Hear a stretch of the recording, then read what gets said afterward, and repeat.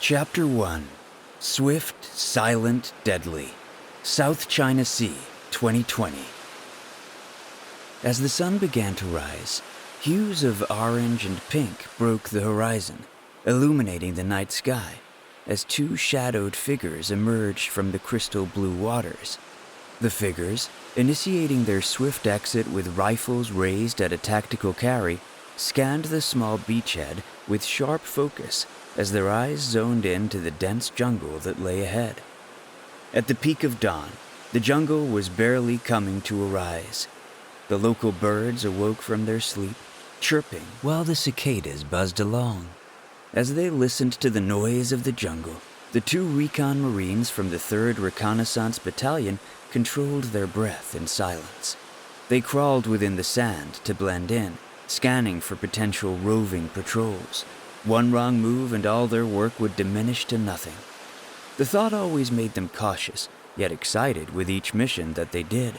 With jagged rocks and fine sand underneath the aching and exposed position they were in, they had to be comfortable with the uncomfortable. As the leader dropped his dive mask around his neck, his piercing blue eyes shined through the camouflage paint he was wearing. His name was Sergeant Jack Carter. Sergeant Jack Carter had a large, lean build. He stood tall at 5 feet 11 inches and 185 pounds. His strong but enduring physique embodied a warrior spirit, allowing him to complete rigorous physical tasks such as the half-mile underwater swim to the shore he had just completed. Fortunately, the water was clear, with colorful exotic fish and vibrant reefs that were all around him. It brought a serene moment to Sergeant Carter as he swam with the ocean life, before the weight of leading a team to an observation point in the middle of hostile territory brought him back to reality. After a few minutes of scanning, Sergeant Carter saw no enemies in sight. He reached to press down on the button of his throat-mounted microphone, whispering, "Echo 4 Sierra. This is Echo 5 Charlie. This is Echo 4 Sierra. Send it." A voice instantly crackled back through his low-profile earpiece. The code word signified that it was Corporal Alec Shake Smith, who was waiting with the rest of the team on an inflatable Zodiac a mile offshore.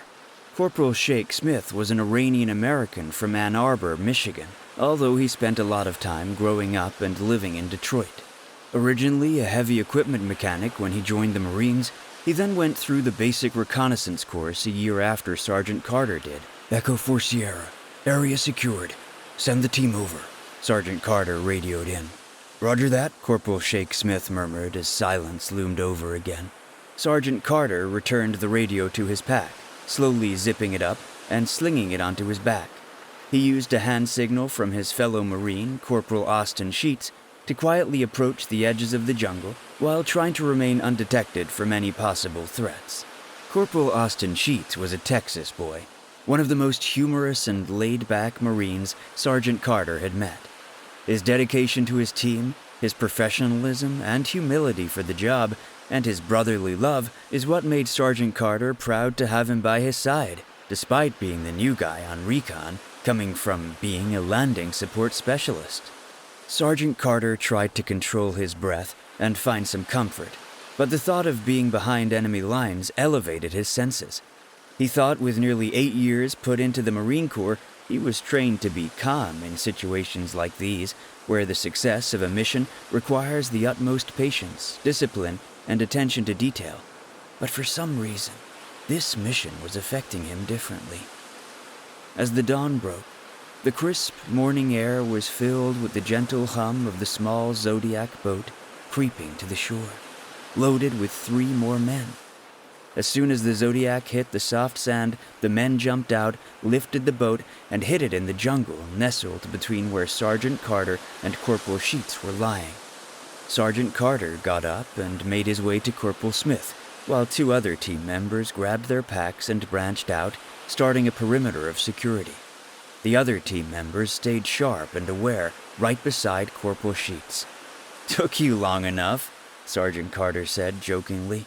"Sorry, Sarge. The LT couldn't stop talking before we set off," Corporal Smith replied, with a grin that shined brightly amidst his green, brown, and black faceprint. even in the middle of the jungle. Corporal Smith still sported a neat part and a spruce mustache. His Persian swagger never wavered in the face of hardship. "The sir wants a sit-rep." Corporal Shake Smith handed Sergeant Carter a phone-like receiver, attached to a cord that connected to a large green radio box stowed in the back of Corporal Smith's assault pack. "Mortalis Actual, this is Mortalis 1. I pass, Sinatra. How copy, over?" Sergeant Carter said, as clearly as he could.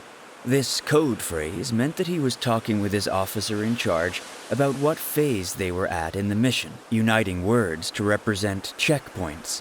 In this case, Sinatra meant the team was on the beach, and they could push ahead.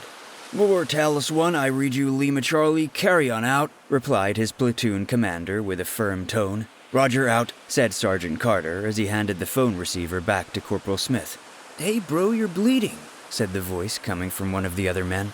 Sergeant Carter's eyes drifted down to a tear in his pants as he recalled that he had accidentally cut his left shin on some coral while swimming up to the beach. Sergeant Carter had been feeling the sharp pain for a few hours, but had forgotten about it amidst being zoned in on the mission. Looking at his blood-coated pants, it dawned on him that if his blood had smeared onto the greenery around them, they would all be left susceptible to being traced by canine patrols. The calm demeanor of the man tending to Sergeant Carter's wound portrayed the serenity under pressure that all Marines have. However, this man was a sailor. More specifically, he was a Navy Special Amphibious Reconnaissance Corps man.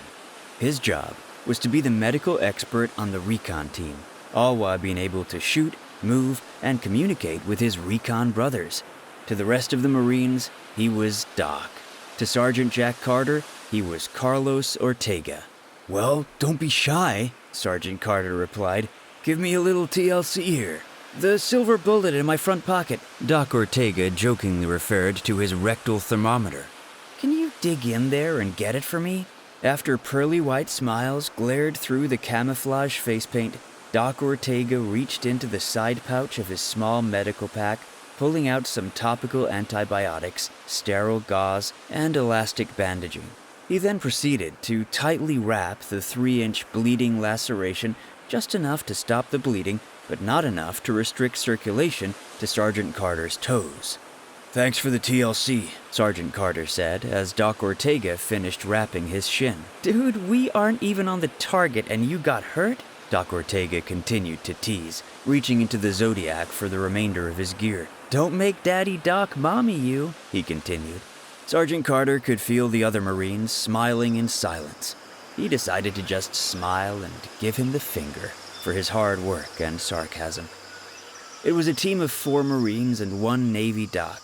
Their mission was to infiltrate through the jungle and set up an observation post near the enemy-controlled village. From there, they would hunker in a concealed position overlooking the village while sending information to the main force of the 3rd Marine Division back on base until nightfall. By dusk, they would assist the main assault team coming in by helicopter to recapture the town.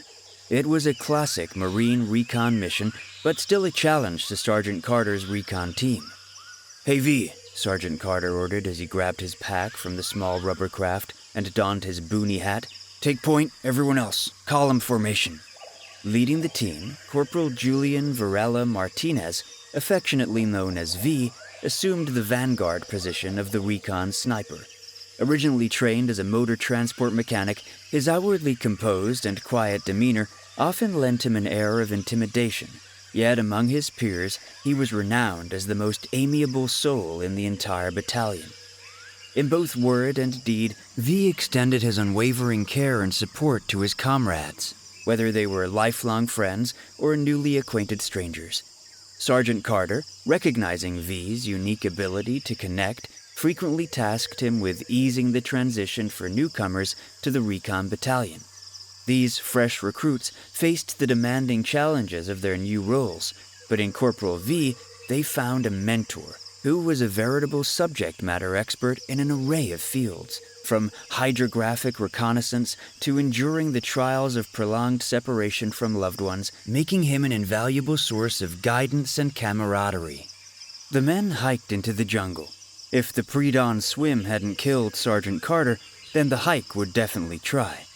With sandy wet pants weighing him down and the 3-inch laceration around his shin, the unforgiving and uneven rocky terrain, coupled with the dense vegetation, would surely make the 5-mile patrol hell on earth. "You good with everything, Sergeant?" Corporal Smith whispered from behind as the recon team climbed over a small boulder, catching Sergeant Carter as he slipped under the weight of a nearly 110-pound rucksack.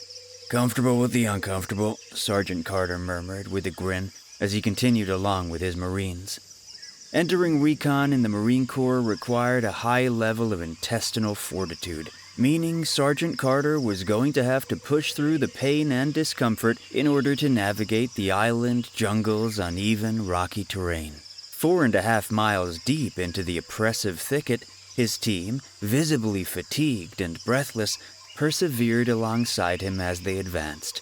With an unwavering sense of leadership and an acute awareness of the team's physical limits, Sergeant Carter raised his clenched fist, signaling a much-needed pause. His men, acutely attuned to his signals, halted immediately, their heaving breaths accompanying the sudden stillness of the dense surroundings. With a silent arm and hand signal, he motioned for Corporal Shake Smith to come to him.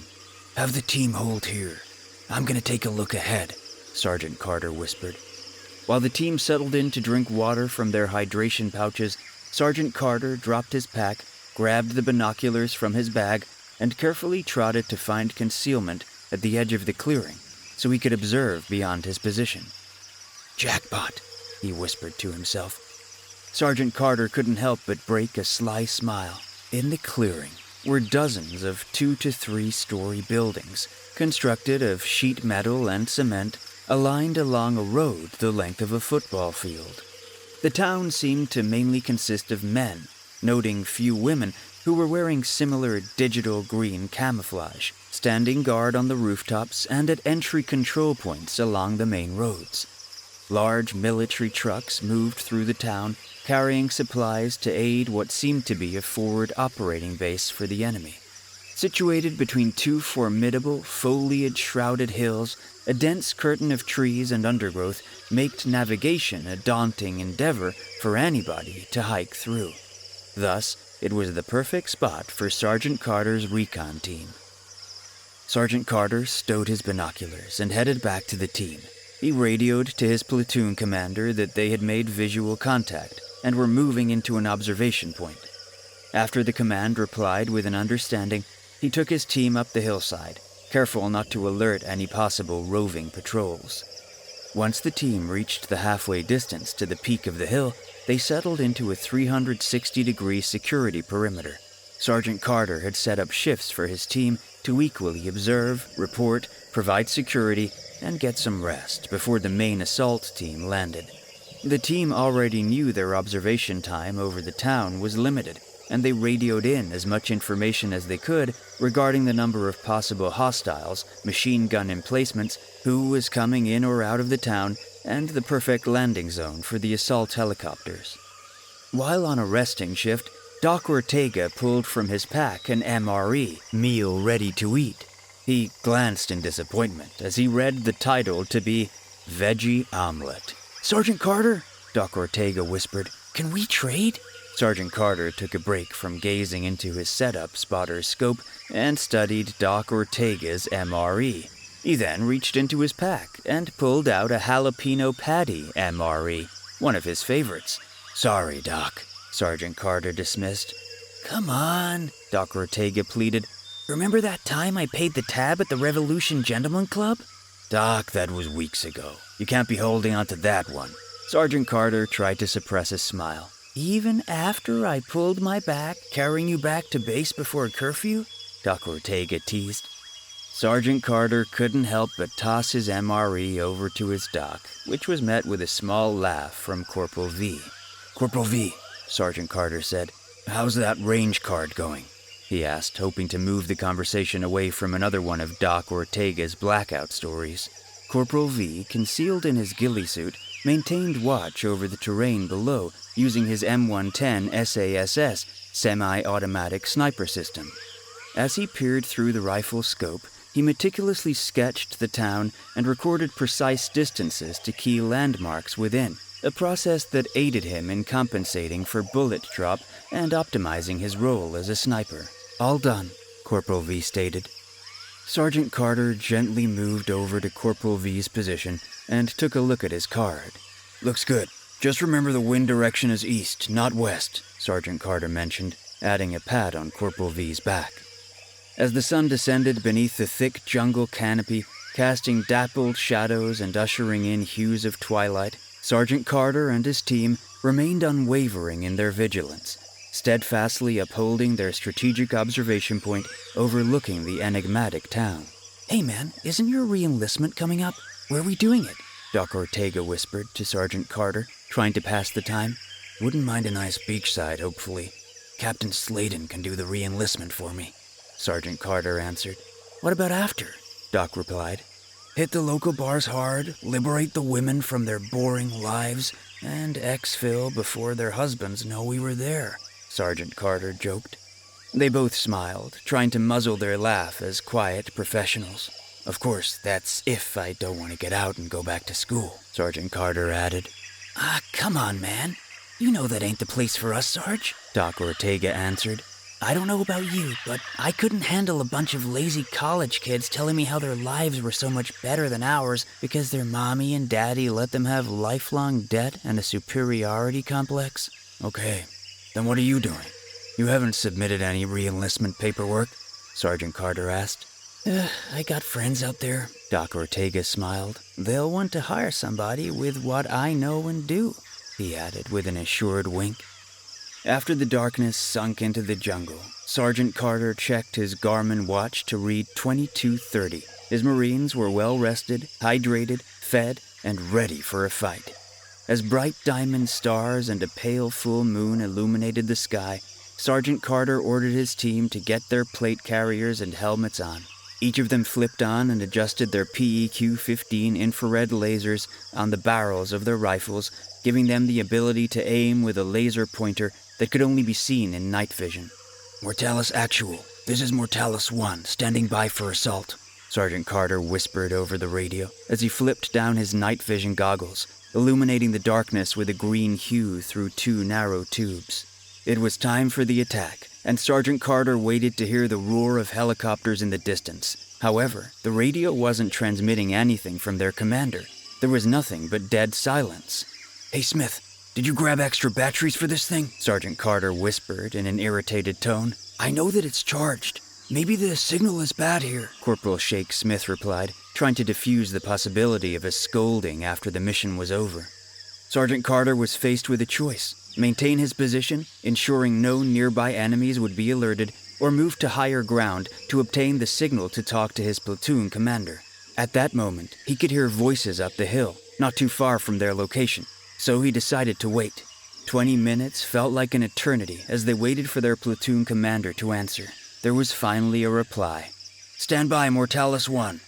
Sergeant Carter observed the order, telling his men to hold it in place until the assault order. Sergeant Carter, Corporal Smith, Corporal Sheets, Corporal V, and Doc Ortega held in place for over an hour, keeping their eyes peeled for any sign that an assault on the compound was given. With each silent moment, Sergeant Carter grew restless. "This right here is why I'm getting out," Doc Ortega cracked softly. Sergeant Carter was getting worried. Were they in the right position? Did they proceed with the assault somewhere else? Was there even an assault happening? "Index, index," the company commander boomed over the radio, signifying that a training exercise had ended. "The 22's military VTOL transport are down for maintenance, and the Okinawan government isn't letting us fly past 2300. The training exercise was meant to prove his leadership over a team that was capable of conducting both reconnaissance and a direct action assault within the same mission. For every unit in the Marine Corps, there are training requirements that must be upheld to deploy. Sergeant Carter had worked tirelessly to get approval from higher authorities and planned meticulously to make sure that his recon team would be ready for a deployment to Afghanistan. All he had to do was successfully execute a recon operation and then support an infantry unit in a force-on-force training mission with the Japanese Self-Defense Force to show that his team was ready. Now that the assault team's MV-22 Osprey transport had broken down, the situation was ultimately out of his hands, leaving him with the bitter taste in his mouth that his window of opportunity had closed. A few weeks later, he was on his way to meet his first sergeant at the 3rd Recon Battalion's headquarters, tucked away down the hill from the rest of the base. As he was walking with a fresh haircut and a Rain energy drink from the base's convenience store, also known as the Exchange, he strolled past some reservist infantry Marines. They were weekend warriors sent to Okinawa, Japan for training operations. The reservists were awed at the sight of Recon Marine Sergeant Jack Carter. Even regular Marines knew that the parachute wings and dive helmet pins on his uniform, along with his longer-than-regulation haircut, signaled that he was among the best warriors the Marine Corps had to offer. Yet, Sergeant Carter never felt that his calling as a warrior was met. Yet, this was his chance. He had heard from his platoon commander that they were about to do a tour in Afghanistan. After almost 5 years in the Marine Corps, he could finally do what he was trained to do. He had seen the videos and the news of what was happening to the country. The Afghan National Army still needed help to push out the Taliban, meaning Sergeant Jack Carter would push his Marines hard to make sure that they were ready to make the world a better place. And as he looked back on the mishap that happened last night, he realized that no matter what, his Marines were ready. Sergeant Jack Carter's first sergeant called him into his office. The first sergeant didn't have the same airborne and dive pins on as Sergeant Carter, because he was an administrative specialist before being assigned as a first sergeant of 3rd Recon Battalion. Thus, he never met the trim physique like everyone else in the battalion. "So I got bad news and good news," the first sergeant explained as soon as Sergeant Carter was in front of his desk. "What's the bad news first, Sergeant?" Sergeant Carter questioned. The first sergeant shook his head. "Look, we are drawing down forces in the country of Afghanistan. The war is coming to an end." Sergeant Jack Carter's heart sank, not because he harbored a death wish, but because he possessed an unwavering desire to stand up for what he believed was just and to have the opportunity to defend the greater good. It was this resolute personal ethos that had compelled him to make the life-altering decision to leave behind his promising first year at the University of San Diego and enlist in the Marine Corps. The call to serve and protect, to be a part of something larger than himself, had weighed on his conscience and steered him away from the comfortable path of academia toward the demanding and often perilous journey of a Marine, driven by a profound sense of duty and commitment to a cause he held dear. "The good news is, you got the paperwork and medical all figured out. Now, how do you want your re-enlistment done?" the first sergeant said in a cheery mood. Sergeant Jack Carter looked at the papers in front of him. It was his personal military record. As he flipped through the pages, he could see his past 5 years in front of him in the form of official-sounding papers. He could see his meritorious promotion to Lance Corporal after boot camp, his completion of infantry school, the basic reconnaissance course, airborne school, Marine combatant dive school, military freefall school, recon team leaders course, and ranger school. Yet, as he flipped to the end, he could see the paperwork for the MARSOC A&S, Marine Special Operations Command Assessment and Selection. At the bottom, he could see the haunting words, "Complete, not selected." As he looked back on his past accomplishments, he was overwhelmed by a string of memories. Yet, lingering below those thoughts, he was consumed by an ever-growing question. If I could achieve all of this, what else can I do? "First Sergeant, I no longer want to enlist," Sergeant Carter solemnly replied as he put down the file. The first sergeant's cheery mood turned cold. "You have no idea what it's like out there in the real world," the first sergeant continued to explain. Sergeant Jack Carter recognized the weight of his decision. Yet, even in the fear of the unknown, he somehow felt positive and even excited. At 24 years old, his plan was that he would use his GI Bill and go to college to find something else. With the knowledge that the long and drawn-out global war of terror was ending, and his opportunities for fighting for what was right ending in the Marine Corps, he didn't want to waste his mind, body, and spirit ending up like the first sergeant that stood in front of him. In the next few weeks, He told his Marines that he was no longer going to be a part of the Marine Corps. It was met with surprise and sorrow at first, but as Sergeant Carter researched more about getting a college degree and going on to the CIA, FBI, USMS, or DEA, the more hopeful he and his Marines felt about the situation. The night before flying home to Camp Pendleton, California, to complete his out-processing, his team had one last bar crawl through American Village in Chatan, Okinawa. It was a solemn but happy night. Doc Carlos Ortega had gotten out a few weeks before, but Sergeant Carter had the privilege of being with Corporal Alec Shake Smith, Corporal Austin Sheets, and Corporal Victor Varela Martinez. Sergeant Carter would forever remember holding his drink up amongst his Marines at a small bar overlooking Oahu Beach, with the lights of the nearby hotels, shops, and Ferris wheel on the other side of the cove helping illuminate the night. "We're really gonna miss you, Sarge," Corporal Sheets replied with drunken sorrow. "Hey, none of that," Sergeant Carter smiled as he patted him on the shoulder. "I'm gonna be all right, and I know for a fact that you all are gonna make me proud as I leave." "Well, with you gone, it's probably gonna be one of 3rd Platoon sergeants transferring over to us," Corporal Smith replied. "Well, if anything bad happens, you know who to call. Amigos sin razon," Sergeant Carter announced while holding up his aviation gin and fever tree tonic. "Familia sin sangre," the rest of them yelled. After a few hours, Sergeant Carter was carried by Corporal Varela through the barracks. He got him up a flight of stairs and down the hall as Sergeant Carter was fighting to stay coherent after binge drinking all afternoon and into the early morning with his Marines. Corporal V laid him in the bed of Sergeant Carter's now packed up and barren barracks room. "There you go, brother. I got you," Corporal V gently spoke as he laid Sergeant Carter down. You are a good dude," Sergeant Carter tried to speak. "And you were a great sergeant. We are all gonna miss you," Corporal V replied with a laugh.